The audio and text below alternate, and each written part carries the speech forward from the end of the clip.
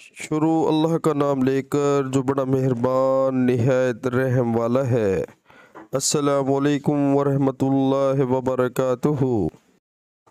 رسول اللہ صلی اللہ علیہ وآلہ وسلم نے فرمایا کہ میں نے دیکھا کہ خواب میں مسواک کر رہا ہوں تو میرے پاس دو آدمی آئے، ایک ان میں سے دوسرے سے بڑا تھا، تو میں نے چھوٹے کو مسواک دے دی۔ پھر مجھ سے کہا گیا کہ بڑے کو دو، تب میں نے ان میں سے بڑے کو دی۔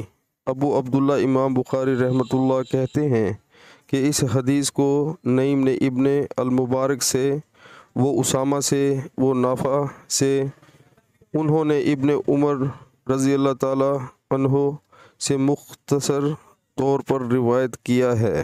پیارے مسلمانوں، اللہ تعالی ہمیں حدیث پاک سن کر اس پر عمل کرنے کی توفیق عطا فرمائے، آمین۔